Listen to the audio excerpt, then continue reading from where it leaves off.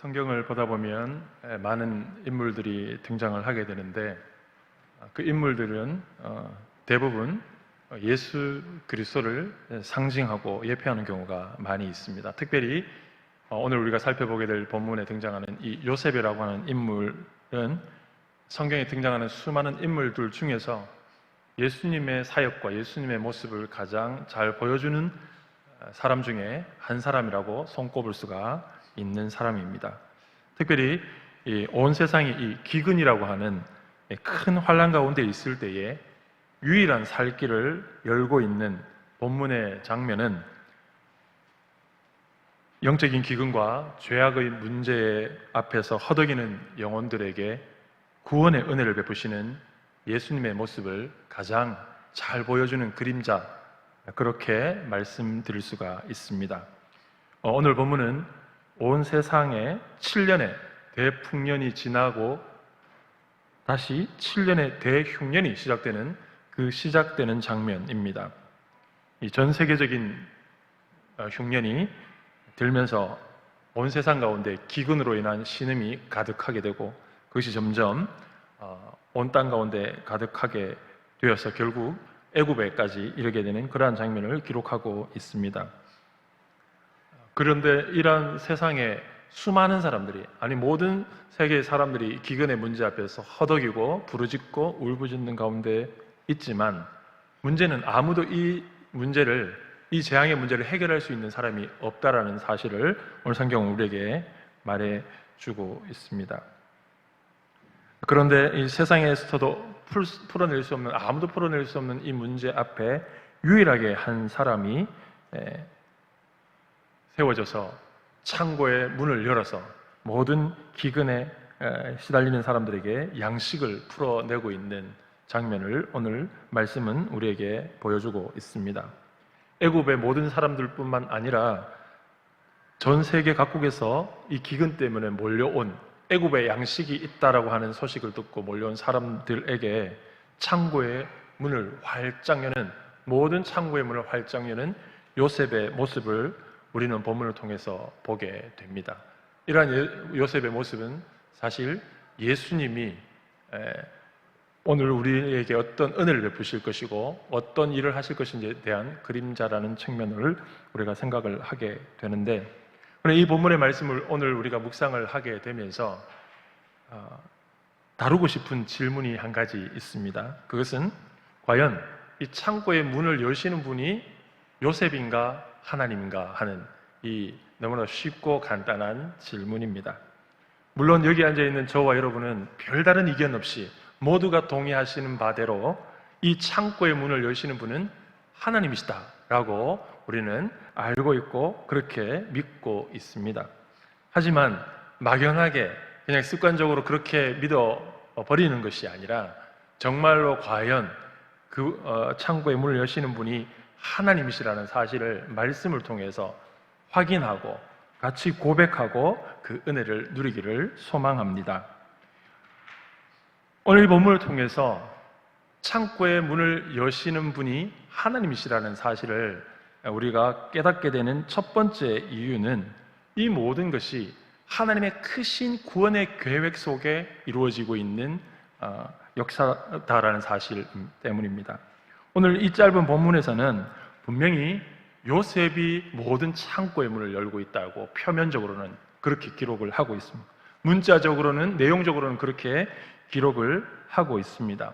그러나 그럼에도 불구하고 창고의 문을 실제로 여시는 분은 하나님이시라는 사실을 우리가 믿음으로 인정하고 고백할 수밖에 없는 그 첫 번째 이유는 바로 이 모든 것이 하나님의 계획이고 하나님의 계획의 성취의 일부분이다 라는 점 때문입니다.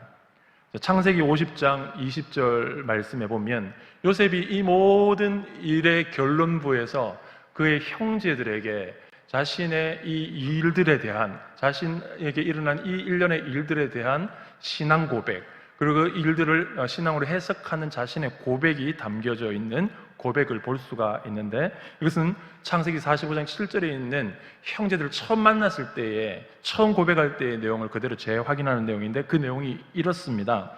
당신들은 나를 해하려 하였으나 하나님은 그것을 선으로 바꾸사 오늘과 같이 많은 백성의 생명을 구원하게 하셨나니 당신들은 두려워하지 마소서.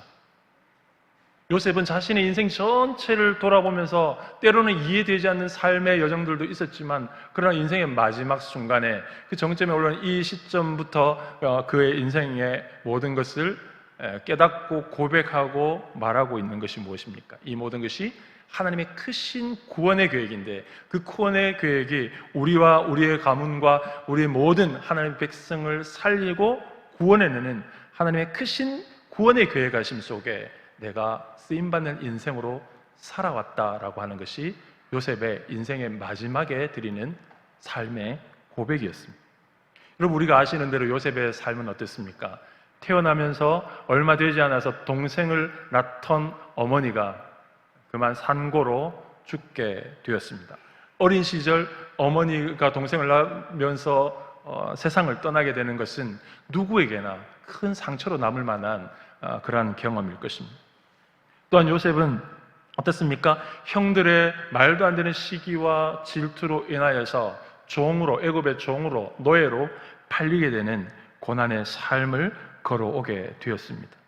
그래서 겨우 어찌저찌해서 먹고 살려 만한 쯤 됐을 때에는 그 보디발의 아내의 유혹을 뿌리쳤다는 이유 하나만으로 모함을 받아서 나쁜 죄목을 뒤집어 쓰고 부당한 옥살이를 하는 인생이었습니다.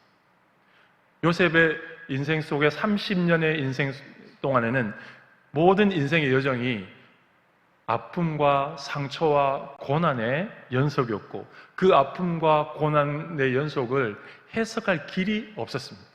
왜 이런 고난을 당하는지, 내가 무슨 죄 때문에 이런 것을 당하는지 아무것도 해석해 줄 수 있는 것이 없었습니다. 그런 인생을 살아오면서 아마도 요셉은 수많은 그런 고난들의 연속 속에서 왜 내게 이런 고난이 올까라고 하는 질문을 수없이 되뇌었을 것입니다. 이해도 안 되고 받아들이기도 굉장히 어려운 고난의 삶을 30년 동안 살아온 것입니다. 그것이 요셉의 삶이었습니다. 그런데 지금 요셉의 모습은 어떻습니까? 당시에 전 세계를 호령하는 애굽에서 바로 왕을 대신하는 2인자가 되었습니다. 그리고 모든 사람이 기근으로 부르짖고 있을 때에 그들을 살릴 수 있는 유일한 창고의 문을 가진, 열쇠를 가진 자가 되어 있습니다. 30살의 요셉은 애굽왕 바로 왕의 꿈을 해석하고 애굽의 총리가 되어서 이 큰 사역을 시작하게 되면서 노예의 신분을 벗어나서 최고의 제사장 가문의 딸과 결혼을 하게 됩니다. 요셉은 그 두 아들의 이름을 므낫세 그리고 에브라임이라고 이름을 지었는데, 이 두 이름은 첫 번째 므낫세는 잊어버림이라는 뜻이고, 에브라임이라는 이름의 뜻은 번성함이라는 뜻입니다. 요셉은 이제 이 자신의 삶의 수많은 고난의 역사를 살아오는 가운데 수만 번 되짚어봤을 때 질문의 답을 이 애굽의 총리가 되어서 이 큰 사역을 시작하게 되면서 비로소 깨닫게 되고 해석해 내게 되는데, 바로 그것이 자신의 두 아들의 이름 속에 담겨져 있는 고백으로 발견되는 것입니다. 자신이 왜 이렇게 살아왔는지 모르지만, 그러나 하나님께서 이 모든 것을 잊어버리게 하시고 자신이 지금까지 살았던 모든 상처투성이의 삶을 잊어버리게 하시고 이제 더 큰 축복과 번성함을 위해서 하나님께서 이러한 삶의 여정을 걸어오게 하셨다라는 요셉의 고백이 담겨진 이름이겠죠. 요셉은 자신의 고난과 상처투성이의 삶을 통해서 지금 모든 사람을 생명 주고 살릴 수 있는 자리에 서 있는 것입니다. 자신이 왜 그런 인생을 살아왔는지, 왜 그런 고난을 살아왔는지 이해할 수 없는 삶의 여정을 살아왔지만, 지금 이 순간에 돌아보니, 지금 이 순간의 자리에 서고 나서 보니 바로 그것은 결국 나를 더 살리시고 우리 가문을 살리시고 우리 민족을 살리시고 이 나라, 이 백성을 살리시기 위한 하나님의 큰 구원의 계획 속에 살아왔다라는 것을 비로소 깨닫게 된 것입니다.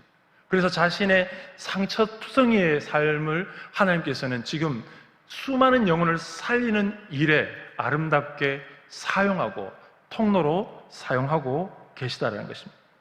그래서 그렇게 수많은 고난의 길을 먼저 걷게 하신 후에, 그리고 이제 이 요셉을 통하여서 온 세상을 살리는 창고의 문을 하나님이 여시는 그 일 가운데 요셉의 생애를, 요셉을 사용하고 계시다라는 것이죠.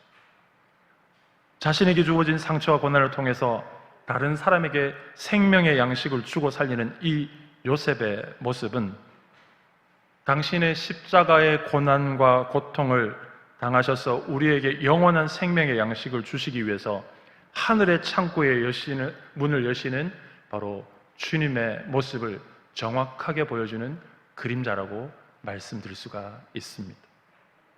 이 모든 것은 하나님의 크신 구원 계획의 일부인 것입니다. 그래서 요셉이 창고를 문을 여는 것처럼 오늘 본문은 표면적으로 기록하고 있지만 정작 중요한 것은 이 창고를 여시는 분이 하나님이 계획하시고 하나님이 성취하시는 일이라는 사실을 우리에게 증거해주고 있는 것입니다. 사랑하는 성도 여러분, 오늘 우리는 큰 기근의 문제 앞에 서 있습니다. 원치 않는 이 바이러스의 문제가 그냥 지나가는 바이러스의 문제가 아니라 우리의 삶에 큰 상처를 주고 우리의 큰 삶의 모든 것들을 흔들어 버리는 문제로 다가오고 있는 가운데 있고, 그리고 이 문제를 해결할 수 있는 사람이 도저히 나타나지 않고 있는, 그래서 사람들은 신음하고 있고 부르짖고 있는 이 세상 속에 어쩌면 저와 여러분들도 동일하게 어찌할 바 없어서 동일하게 부르짖고 신음하고 고통스러운 가운데 살아가고 있는지도 모릅니다. 하지만 하나님은 이러한 시대 가운데 우리를 요셉과 같이 이 고난의 시대에 바로 하늘의 창고의 문을 여시는 당신의 도구로 사용하기를 원하시는 것입니다. 창고를 여시는 분은 하나님이시지만 하나님은 사람을 통해서 일하십니다. 비록 우리는 작고 상처도 많고 아픔도 많은 사람이지만 하나님은 우리를 통해서 하늘의 창고를 세상 가운데 열어주시기를 원하시는 것입니다. 사도 바울은 에베소 3장 8절 말씀에 이러한 고백을 합니다. 모든 성도 중에 지극히 작은 자보다 더 작은 나에게 이 은혜를 주신 것은 측량할 수 없는 그리스도의 풍성함을 이방인에게 전하게 하시고, 하나님은 작고 작은 우리를 통해서 너무나도 쉬운 무너짐과 연약함이 우리 가운데 있는 연약한 존재이지만, 그러나 우리를 들어서 이 땅을 살리시는 창고의 문을 여시는 도구로 사용하시기 위해서 바로 지금 우리를 이 시대 가운데 부르시고 계시는 것입니다.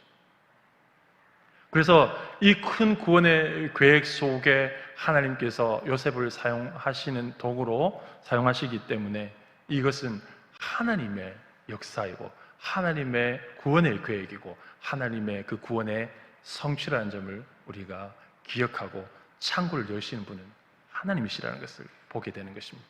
이것이 왜 중요합니까? 요셉이 만약에 문을 여는 것이라면 우리에겐 소망이 없습니다. 그러나 하나님이 여시는 것이기에 우리에게는 동일한 하나님을 믿는 믿음 안에서 소망이 있는 것입니다. 우리는 지금 돌아보는 인생 속에, 지금 우리 삶을 돌아보면 너무나도 고통스러운 가운데 있고 이것을 해결할 길이 없는 상황 가운데 있지만 우리가 낭망하지 않는 것은, 절망하지 않는 것은 창고를 여시는 하나님께서 오늘도 지금 이 순간에 우리의 삶 가운데 살아서 함께 하시기 때문입니다. 이 믿음으로 우리가 살아가야 되는 줄 믿습니다. 두 번째로 우리가 창고를 여시는 분이 하나님이시라는 사실을 성경 구절을 통해서, 맥락을 통해서 알 수 있는 근거는 무엇입니까? 그것은 이 요셉이 이 기근의 때에 창고를 책임지는, 사람들이 살리는 이 유일한 창고를 책임지는 열쇠를 맡은 자로 서 있게 되는 그 이유가 무엇인가 하는 것을 보는 것입니다. 요셉이 표면적으로는 어떻습니까? 바로가 꿈꿨던 그 꿈이 무엇인지 해석해주고 그 해석으로 인해서 바로의 명령에 따라서 애굽의 총리가 되었기 때문일 것입니다. 또한 요셉은 꿈을 해석하면서 단순히 꿈만 해석한 것이 아니라 그 41장 33절 이하에 보면 그 꿈을 해석할 뿐만 아니라 그 꿈의 결과가 오게 될 때 그 꿈에 대하여서 어떻게 대비해야 될지 그것에 대해서도 상세하게 바로에게 프레젠테이션을 하고 있습니다. 그러니까 이런 일들이 일어나기 위한 것이다라는 사실을 꿈을 해석해주고 정보를 주고 난 다음에 그것으로 끝나는 것이 아니라 그 일이 일어나게 될 때 어떻게 하는 것이 지혜로운 것인가라고 하는 것까지 요셉은 덧붙여서 말을 해줍니다. 그 계획이 바로 오늘 실천되고 있는 큰 창고를 열어서 풍년의 때에 곡식을 다 저장해두고 모아두고, 그래서 풍년이 끝나고 흉년이 시작돼서 기근이 시작되기 시작하면 창고 문을 여는 것을 실행해야 된다. 그래서 그것을 사람들에게 나누어져서 사람들을 살려야 한다고 하는 이 큰 하나님의 구원의 계획을 바로에게 프레젠테이션으로 보여주고 설명하고 있습니다. 여러분, 어려움이 닥치기 시작하면 여러분 창고를 열고, 본문에서는 창고를 열고 창고를 통해서 사람들에게 양식을 베풀어 준다고 하는 아주 간략한 개요로 말하고 있지만, 우리가 생각을 해보면 요셉이 바로에게 이러한 계획을 설명해 주었을 때 이것이 구체적으로 어떻게 이루어져야 하는지, 여러분, 이 일이 그냥 말처럼 쉽게 되는 것이 아닙니다. 그냥 애굽이라고 하는 한 나라의 사람들을 위해서 양식을 배분하는 일들로서만 봐도 매우 복잡하고 철저하고 또 예민한 그런 관리가 필요한 일터인데, 온 세계의 사람들이 몰려오는 일들을 대비하기 위해서는 그냥 창고를 짓고 그냥 음식을 나눠주고 양식을 내어주는 것이 되어서는 안 되고, 반드시 분명한 룰과 원칙과 또 계산과 이런 것들을 철저하게 하지 않으면 이 일은 실패로 돌아가는 일인 것입니다. 바로 그러한 것들에 대해서 다 설명하는 내용이 33절에서 36절까지 나열되어 있고, 이 요셉의 이야기를 들은 바로와 신하들이 어떻게 반응합니까? 그 꿈의 해석뿐만 아니라 이 내용까지 받아들이면서 그 계획에 감탄하고 좋게 여겼습니다. 요셉이 굉장히 똑똑하게 설명을 했을 가능성이 있는 것이죠. 그런데 진짜 중요한 것은 그 다음에 그들의 평가입니다. 38절 말씀에 이렇게 말씀하고 있습니다. 바로가 그 신하들에게 이르되 이와 같이 하나님의 영에 감동된 사람을 우리가 찾을 수 있으리요. 무엇을 말하고 있습니까? 하나님의 영에 감동된 사람이기 때문에 지금 세워진다는 것입니다. 요셉이 꿈을 해석했기 때문이 아니라, 요셉이 대단한 프레젠테이션을 했기 때문이 아니라, 그를 선택하고 그를 세운 이유는 이방 나라 하나님을 두려워하지 않는 바로의 고백 속에서 등장하는 것처럼 요셉이 세워진 이유는 단 한 가지, 하나님의 영에 감동된 사람이었기 때문입니다. 하나님의 영에 감동된 사람이 지금 이 시대에 필요한 것입니다. 요셉이 바로 꿈을 해석하고 그 탁월한 계획의 설명에 대해서 감탄했지만, 정작 바로가 요셉을 그 책임자로, 2인자로 세우신 이유는 단 한 가지였다는 것이죠. 하나님의 영에 감동된 사람을 찾아볼 수가 없다는 겁니다. 요셉 외에는. 이방나라 사람이 요셉을 총리로 세우는 과정에서도 이렇게 고백되어지는 것들을 통해서 우리가 깨달아야 하는 것입니다. 사랑하는 성도 여러분, 요셉의 때와 같이 기근에 신음하며 부르짖는 사람들이 우리 주변에 있다고 한다면, 지금 이 순간 하나님이 찾으시는 사람은 누구일까요? 지금 이 순간에 하나님이 찾으시는 사람은 바로 요셉과 같이 하나님의 영에 감동된 사람일 것입니다. 그 사람을 통해서 하나님은 당신의 창고의 문을 열어서 사람들을 살리실 것입니다. 사람들을 회복시키실 것입니다. 사람들에게 살 수 있는 양식을 나누어 주실 것입니다. 비록 코로나 사태가 아니더라도 우리는 사실 이러한 사명을 가지고 이 땅에 살아가고 있는 하나님의 사람들입니다. 오늘 우리에게 주시는 말씀을 통하여 우리는 창고를 열어주시는, 통로로 부르시는 하나님의 부르심을 깨달아야 하는 줄 믿습니다. 비록 모든 성도 중에 지극히 작은 자 중에 더 작은 저와 여러분이라 할지라도 하나님은 우리를 통해서 능히 세상에 죽어가는 영혼들을 살리시는 하나님의 창고의 문을 여실 수 있습니다. 다만 우리가 과연 하나님의 영에 감동되어 있는가? 그것이 이 시대에 참된 소망이 선포되어질 수 있는 단 한 가지의 비결입니다. 하나님이 이 시대에 요셉을 다시 찾으시는 것이 아니라 요셉과 같이 하나님의 영에 감동된 사람을 지금 찾고 계시는 것입니다. 우리가 하나님의 은혜를 받은 사람이라는 사실을 우리는 늘 기억해야 합니다. 하지만 그와 더불어 우리가 잊지 말아야 할 것은 우리에게 이 놀라운 은혜를 주신 이유와 목적을 분명히 깨달아 알고 있어야 한다는 것입니다. 그 목적과 이유가 무엇입니까? 하나님께서 우리에게 왜 감당할 수 없는 우리에게 이런 은혜를 베푸실까요? 우리가 잘나서, 아니 우리가 그 은혜를 받을 만한 자격이 있었을까요? 그렇지 않습니다. 그렇지 않은, 계산되지 않은 하나님의 은혜를 우리에게 주시는 이유는 바로 우리가 이 시대 가운데 하나님의 창고의 문이 되기 때문입니다. 그래서 하나님께서 우리에게 은혜를 저장하시고 우리에게 온갖 복을 저장하시고 그 은혜와 복이 세상에 굶주리하는 수많은 영혼들에게 흘러가도록 때에 맞게 열어줄 수 있도록 우리의 삶을 통해 흘러갈 수 있도록 하시기 위해서 우리에게 은혜를 부어주시는 것이죠.